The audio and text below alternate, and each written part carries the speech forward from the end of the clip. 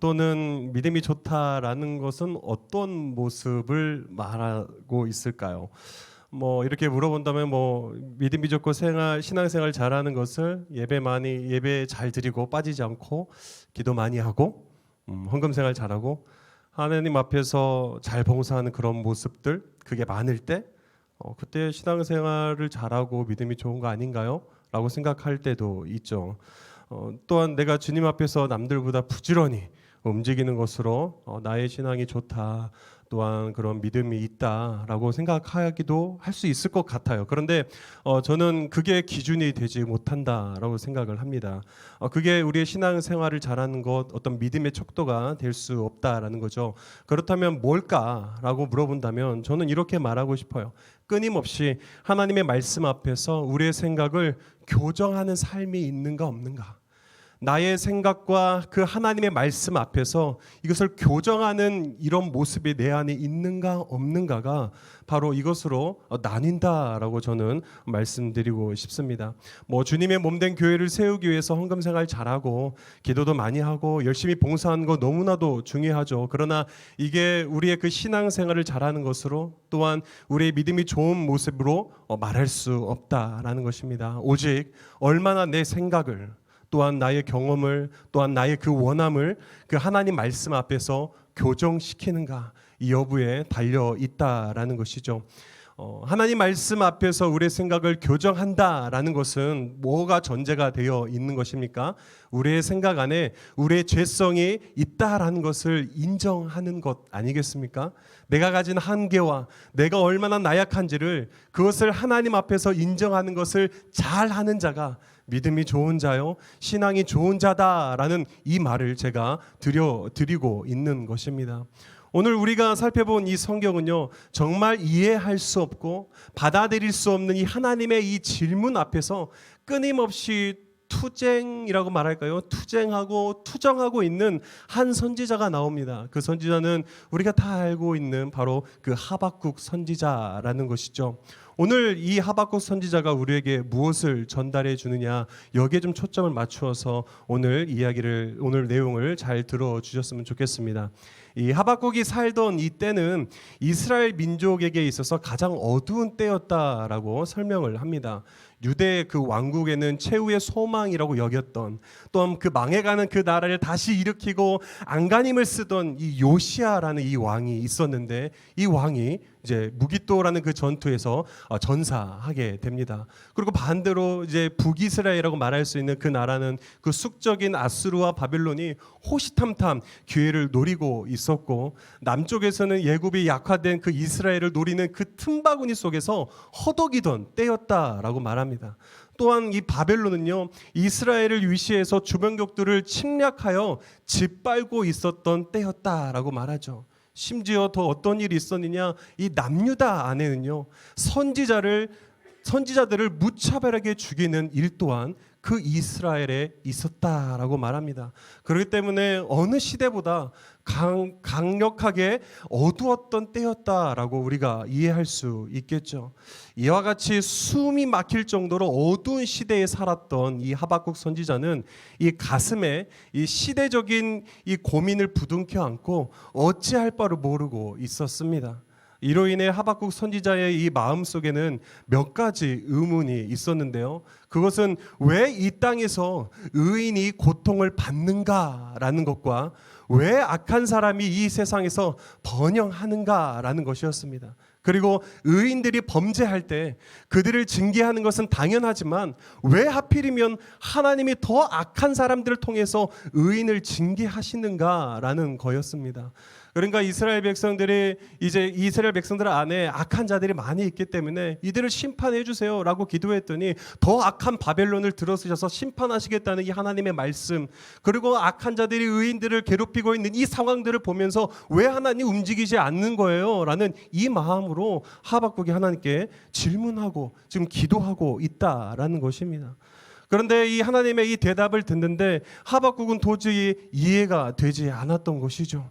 그래서 오늘 본문 1절 말씀에 보면 하박국은 하나님에게 화가 날 만큼 이 낯섦을 보여주고 있습니다. 이 1절에 보니까 하박국이 어디에 올라갔다라고 말합니까? 바로 성루에 올라갔다라고 이야기를 합니다. 이 성루라는 것은 바로 어떤 성벽과 같은 곳인데요. 이 선지자가 굳이 올라갈 곳도 아닙니다. 그리고 이 곳에 올라가서 이 하박국 선지자가 있는 이 태도와 이 모습을 보니까 그냥 올라간 게 아닌 거예요. 굉장히 화가 났고 내가 지금 여기서 내가 해결되지 않으면 내려가지 않을 거야 라는 이 모습으로 올라가요. 오늘 내용에 보니까 하나님을 무엇이다 라고 표현하냐면요, 그가 표현하고 있습니다.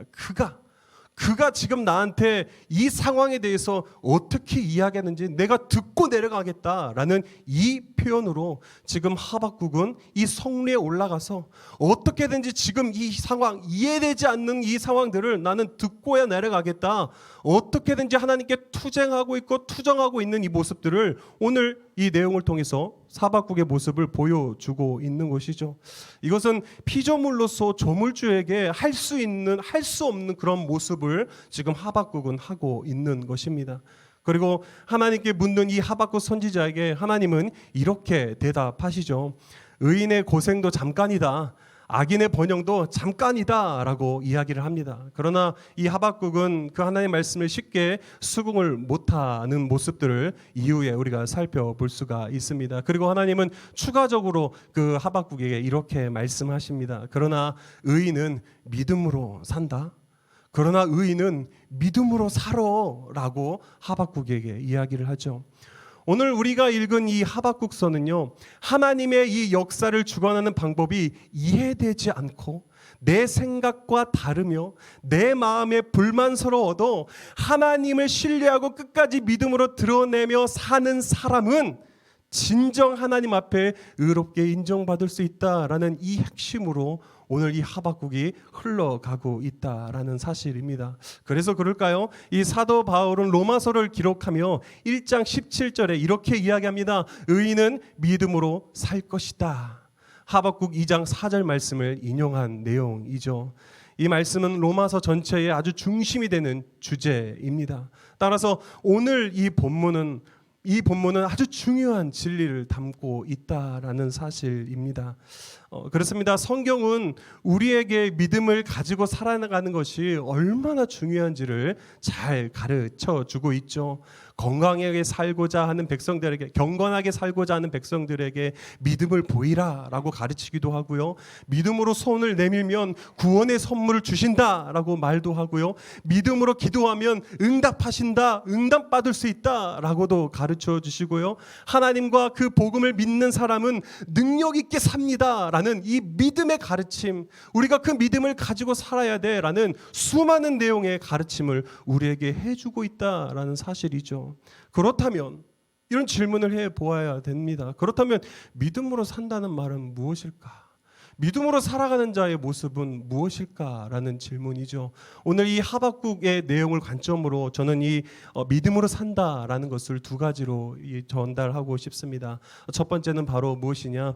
자신을 의지하지 않고 하나님을 의지하며 사는 사람, 살아가는 그 의미를 저는 바로 믿음으로 산다라는 것으로 이야기하고 싶습니다. 4절에 보니까요, 의인은 믿음으로 산다라는 그 말씀 앞에 보니까 이렇게 이야기를 해요.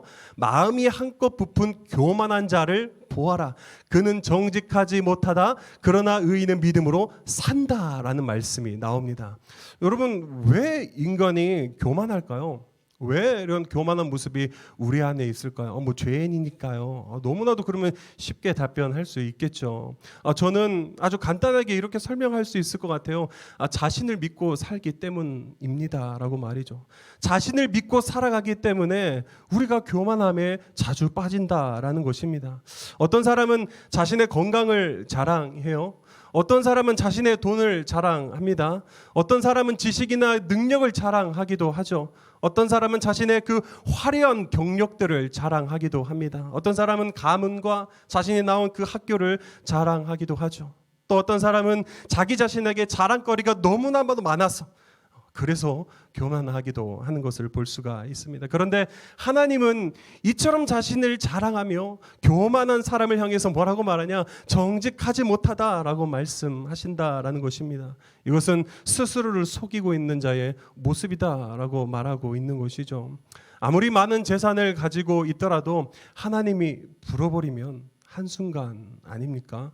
아무리 건강하고 체력이 좋아도요, 그것을 믿을 게 못 됩니다. 한순간에 무너지고 말죠. 우리 형제분들은 알겠지만 핵주먹의 사나이라고 불렀던 이 타이슨의 근황을 제가 작년에 보게 되었는데, 어떻게 그러한 이 핵주먹의 사나이라고 불렸던 이 타이슨이 54살밖에 안 됐는데 휠체어를 타고 지팡이가 없으면 안 되는 그러한 근황을 보게 되면서 정말 믿을 게 못 되구나라는 이 사실을 이번 말씀을 준비하면서 생각이 났어요. 여러분, 그뿐입니까? 아무리 뛰어난 미모를 가지고 있어도, 아무리 대단한 능력을 소유했어도요, 하나님이 지켜주시지 않으면 아무런 소용이 없다는 거 우리가 너무나도 잘 알고 있죠. 그렇다면 이 교만함이 지금 반대편에 있는 이 사람들, 그러니까 교만하지 않는 이 반대편에 있는 사람들은 어떻게 살아갈까? 그들의 모습은 어떨까요? 자신을 믿지 않고 하나님을 믿는 사람은 가진 것이 많고 적고에 큰 영향을 받지 않는 것 같습니다. 많아지면 하나님이 시킬 일이 많으니까 많은 것을 주셨나 보다, 하나님의 뜻을 따라 사용하기도 하고요. 적으면요, 부족한 가운데에서 하나님의 그 공급함을 믿고 기다리며 만족하고 감사하며 살아가는 자의 모습으로 서 있다라는 것이죠. 건강하면 또 어떻습니까? 건강한 몸으로 하나님이 주셨기 때문에 이 맡겨주신 이 사명, 어떻게 이 몸된 이 주님의 이 교회를 위해서 어떻게 살아갈 수 있을까라는 이러한 생각들을 우리가 가지며 살아간다라는 것입니다. 일이 잘 풀리면, 또한 높아지면 하나님께 영광 돌리고, 실패하고 곤란한 환경에 놓이면 그런 상황을 연단으로 받아들이고 성숙의 기회로 삼는 이런 반대편에 있는 사람들의 이 모습을 우리가 많이 보기도 하고, 우리가 또 갈망해야 될 어떤 그리스도인의 태도요, 자세라고 생각하기도 한다라는 것이죠. 그렇다면 이렇게 살아갈 수 있는 힘의 원천이 뭘까요? 어떻게 이 교만한 자들과 이렇게 반대되고 한편으로는 이해되지 않는 그런 모습들을 가지고 살아갈 수 있는 그 힘의 원천이 뭘까? 많은 사람들에게 이렇게 질문을 하고 물어보면 대부분 이렇게 이야기를 해요. 여러분들은 아니라고 저는 생각되는데, 매사에 긍정적으로 살면 그렇게 되는 것 아니에요. 긍정적인 생각을 갖는 거예요. 나에게 어려움이 있고 나에게 부족한 것이 많아도 긍정적으로 생각해서 그것을 다르게 한번 해석해 보자고요 라는 이런 부류의 사람들이 있다라는 것이죠. 틀린 말이 아니라고 저는 생각은 합니다. 마냥 긍정적으로 생각한다면 못할 것도 없기 때문이에요. 그렇기 때문에 이 긍정의 힘이라는 이런 책들도 있는 것 아니겠습니까? 그런데 저는 그것에 한계가 있다라고 생각해요. 즉 영원하지 않다라는 것이죠. 이 긍정적인 생각을 갖는 것도 끝이 있고 영원하지 않다라는 것입니다. 그렇다면 무엇이 교만한 이 자들과 다른 반대되는 삶을 지속적으로 살아가게 할까요? 긍정의 힘이 아니라 도대체 무엇이 우리가 이 교만한 자들과 반대편에 있는 사람의 모습으로 살아갈 수 있는 이 힘이 되느냐라는 말입니다. 그것은 다름 아닌 하나님은 항상 옳다는 이 신앙의 믿음입니다. 하나님은 항상 옳으신 분이라는 이 믿음이 하나님을 지속적으로 붙들고 의지하게 하는 힘이다라고 말하는 것이죠. 나에게 가진 것이 적어도, 부족함과 이 연약함이 많아도 감사하며 하나님의 뜻을 구하며 살아갈 수 있는 힘이 바로 하나님의 이 계획 속에 이루어졌음을 믿는 이 믿음. 그렇기 때문에 하나님은 항상 옳습니다라는 이 믿음이 나를 의지하는 것이 아니라 하나님을 항상 의지하게 하는 힘의 원천이 된다라는 사실입니다. 그렇습니다. 하나님은 오늘날 살아가는 우리에게도 동일하게 말씀하시는 줄 믿습니다. 저를 포함해 오늘 이 자리에 있는 모든 분들에게 말씀하시죠. 하나님은 항상 옳다라는 이 고백이 하나님을 온전히 신뢰하며 살아갈 수 있는 믿음을 가진 자의 모습이라는 이 사실, 이 첫 번째의 이 모습을 우리가 늘 기억하며 살아가기를 주님의 이름으로 축복합니다. 어떻게 매 순간 하나님을 옳다라고 생각하는 것이 쉽지는 않을 거라고 저도 이해는 합니다. 그러나 그것만이 답이다라는 사실을 우리가 인지한다면 무엇을 의지하며 살아가겠습니까? 무엇을 더 우리가 부족한 가운데 누구를 찾겠습니까? 오르신 분, 항상 선하신 분, 모든 계획 가운데에 선하신 계획으로 우리를 인도하신 그 하나님을 바라볼 때 그 하나님을 의지하게 되는 그 힘이 우리에게 나오는 줄 믿습니다. 그게 바로 믿음으로 사는 자의 첫 번째 모습이다라는 것이죠. 두 번째는 무엇일까요? 두 번째는 조급하지 않고 하나님의 때를 기다리는 자의 모습이다라고 말할 수 있을 것 같습니다.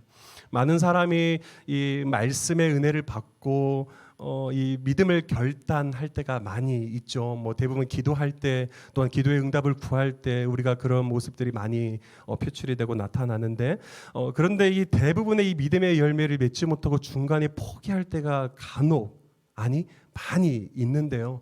그 이유가 뭘까라고 곰곰이 생각해 보면 저는 조급하기 때문이다라고 생각합니다. 조급한 마음으로 기다리지 못하기 때문이죠. 내가 기도했으니까 하나님이 내가 원하는 이 시간에 응답해야 된다라고 생각하는 것 아닙니까? 하나님보다 자꾸 앞서려고 하는 모습이 우리 안에 있기 때문입니다. 하나님이 하나님의 때에 하나님의 방식으로 일하시는 것을 믿지 못하고 내가 원하는 시간에 내가 원하는 방식으로 하나님보다 앞서서 일하려고 하는 이 조급함, 그러면 결국 하나님의 계획을 그르치게 된다라는 사실이죠. 오늘 본문에도 3절에 보니까 오늘 이 하박국이 이해하지 못하는 그런 상황 가운데 하나님이 그렇게 말씀하셔요. 이 묵시는 가려져 있는, 그러니까 감추어져 있는 그 하나님의 말씀은 정한 때가 되어야 이루어진다라고 말씀하십니다. 그래서 어떻게 하라고 말합니까? 지금은 이해되지 않지 하박국아, 그런데 그 묵시는 정한 때가 있어 라고 말하며 뒤에 하나님이 하박국에 더 이야기하세요. 뭐라고 말합니까? 비록 더디더라도 그때를 기다려라. 반드시 오고야 만다. 늦어지지 않을 것이다 라고 말하는 것이죠. 비록 더디게 느껴지더라도 기다려야 합니다. 그게 오늘 하박국과 저희가 가져야 될 자세인 것이죠. 늦지 않으십니다. 오지 않으신다는 이 생각을 우리는 버려야 된다라는 사실이죠. 믿음을 방해하는 것은 정말 조급함인 것 같아요. 사울 왕은 이 사무엘이 오기를 기다리지 못하고 어떻게 합니까? 직접 제사를 드리다가 버림을 받게 되었다는 사실을 우리는 성경을 통해서도 살펴봅니다. 조급함 때문에 망한 거죠. 그러나 다윗은 어떻습니까? 다윗은 어떤가요? 사무엘이 하나님이 보내서 왔다고 하며 다윗 왕의 그 기름을 부었습니다. 그런데 현실은 아무것도 달라지지 않아요. 누군가가 와서 우리의 왕이요? 아니요. 그렇지도 않습니다. 왕으로 기름 부음 받았지만 오히려 어떤 일이 일어나요? 사울 왕이 시기로 위기를 겪게 되죠. 그런 시간이 10년이나 지속된 것을 우리는 성경을 보면서 알 수 있습니다. 그래도 그 다윗이 어떻게 합니까? 하나님을 찬양합니다. 하나님께 기도하며 기다립니다. 하나님의 때를 기다립니다. 주위에서 부추겼어요. 야, 지금 죽일 때야. 지금 갚을 때야. 뭐 하고 있어? 많이 부추겼죠. 그러나 요동하지 않고 끝까지 하나님께서 일하시기까지 기다리는 이 다윗의 모습을 우리는 볼 수가 있죠. 하나님보다 앞서지 않고 살아가는 그 모습, 그것이 바로 우리가 믿음으로 살아가는 자의 모습입니다. 요셉은 또 어떻습니까? 13년을 기다렸지 않습니까? 하나님이 반드시 선으로 바꾸실 것을 믿고 요셉은 기다렸습니다. 그러니까 어떻게 돼요? 때가 되니까 하나님의 약속하신 것을 다 이루신 것, 상상할 수 없는 그 존귀한 자리까지 높여주시는 이 하나님의 놀라운 선하신 계획을 우리는 요셉을 통해서도 살펴볼 수가 있죠. 세계 2차 대전이 끝난 이후부터 유대인들은 그들의 중요한 절기가 있는데 우리가 잘 아는 그 유월절이라는 절기입니다. 지금도 뭐 지키고 있으니까 그 유월절 행사에 꼭 부르는 노래가 있대요. 네, 제목이 아니마밈이라는 노래를 부른다고 합니다. 이 노래의 제목은 그 아니맘이라는 이 뜻은 무엇이냐면요, 나는 믿는다라는 뜻이라고 하는데요. 이 노래는 그 악명 높은 아우슈비츠 그 수용소, 여러분 잘 아시죠? 처음 만들어지고 불러지기 시작한 노래라는 거예요. 그때 이제 불러진 노래인데, 인간의 역사상 가장 참혹했던 그 사건이지 않습니까? 600만 명의 그 유대인들을 무참히 죽게 되는 이 아우슈비츠 이 수용소에서 죽음을 앞에 놓고 그 고생을 하던 유대인들이 부르며 희망을 갖고 위로를 받았던 노래가 바로 이 아니마밈이라는 노래라고 합니다. 내용은 이렇습니다. 아주 간단해요. 계속 반복해서 부르는 건데 가사는 이렇습니다. 나는 믿는다. 나의 메시아가, 그러니까 지금 그 상황으로부터 구해줄 구원자라고 말하는 거죠. 그 구원자가 나를 돕기 위하여 반드시 나를 찾아오리란 사실을 믿는다. 이게 계속적으로 반복되어진 노래가 바로 이들이 부르는 아니마밈이라는 거죠. 그런데 이 유대인들은 자신의 가족이나 친구들이 그 당시에 600만 명이 다 죽는 그 시기에 친구들이 하나씩 어디로 끌려가요? 도살장으로 끌려가는 거예요. 가스실로 끌려가는 거예요. 그것을 보면서 이 믿음이 좀 흔들렸는지 끝내는 이 노래 뒤에 한 절을 더 넣어서 불렀다라고 하는데, 추가된 가사가 이렇습니다. 그런데 때때로 메시아는 너무 늦게 오신다. 그때 함께 있었던 한 외과 의사가 있었는데요. 그 한 외과 의사는 절대로 이 마지막 이 가사를 부르지 않았다라고 합니다. 그는 확실히 메시아에 대한 믿음을 가지고 있었기 때문이죠. 그리고 그는 늘 단정히 행하고 죽음을 앞둔 시간이지만 유리조각으로 면도를 해가면서 몸과 마음을 단정하게 하고 끝까지 버티고 견디고 믿음으로 섰습니다. 그리고 마침내 그는 죽지 아니하고 수용소 문을 나오게 되는데요. 나오면서 그는 마지막 절을 고쳐 불렀다라고 그래요. 그러니까 그들이 한 친구와 가족들이 다 죽어갈 때마다 끝내 메시아는 늦게 온다라는 그 가사를 고친 거예요. 뭐라고 고쳤냐? 사람은 너무 서두른다. 그래서 믿음을 포기하는 자가 많다라고 말이죠. 오늘 이 말씀을 들으면서 오늘 여러분들에게 자신에게 한번 던져봤으면 좋겠어요. 여러분들은 무엇으로 살고 있습니까? 돈으로 살아가십니까? 돈이 최고다 목적으로 두고 살아가시나요? 아마 우리 예수가족 공동체 분들은 그렇지 않을 거라고 생각합니다. 혹은 지식으로 살아가는 분 있습니까? 기분으로, 감정으로. 그러나 오늘 이 말씀을 통하여 우리가 살아야 될 것은 바로 믿음으로 살아가는 자의 모습일 줄 믿습니다. 우리는 우리의 그 그리스도인은 눈에 보이는 것을 의지해서 사는 사람이 아니라는 거예요. 오직 믿음으로 사는 사람이다라고 성경은 우리의 정체성에 대해서 이야기하고 있는 것입니다. 하나님의 말씀을 믿고 고난 중에도 인내하며 승리하며 살아가는 삶, 그게 우리의 삶이다라고 말하는 것 아니겠습니까? 하나님의 약속을 믿고 순종하여 축복된 삶을 성취하는 그런 삶, 하나님이 주신 꿈을 붙들고 믿으며 기도하며 아름다운 그 하나님의 비전을 성취하며 나아가는 삶. 그러므로 이제는 우리는 어떻게 되냐? 그 성루 위에서 내려와야 되는 거예요. 이해되지 않아서 그 성루에 올라가서 지가 하나님 이게 무슨 일이에요? 저 이해되지 않아요. 저에게 이해시켜 주세요. 투쟁하며 투정하며 그 자리에 서 있던 하박국과 같이 성루에 서 계시나요? 이제는 내려와야 되는 거예요. 그 자리를 박차고 내려오는 이 교정이 오늘 우리 가운데 있어야 된다라는 사실입니다. 지금 당장 이 눈에 보이지 않으나 가장 믿을 수 있는 이 하나님의 이 약속, 항상 오르신 분, 항상 선하신 분을 그 말씀을 붙들고 더 큰 믿음을 향하여 한 걸음 한 걸음 발걸음을 떼어 나아가는 저와 여러분 되기를 주님의 이름으로 축복합니다. 여러분 믿음으로 살며 이 하나님께 의롭다고 인정받는 그 날이 오기를 주님의 이름으로 축복합니다.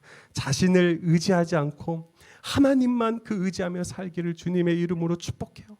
자신의 이 시간표를 고집하지 말고 하나님의 때를 기다리며 이 믿음을 인정받기를 주님의 이름으로 축복합니다.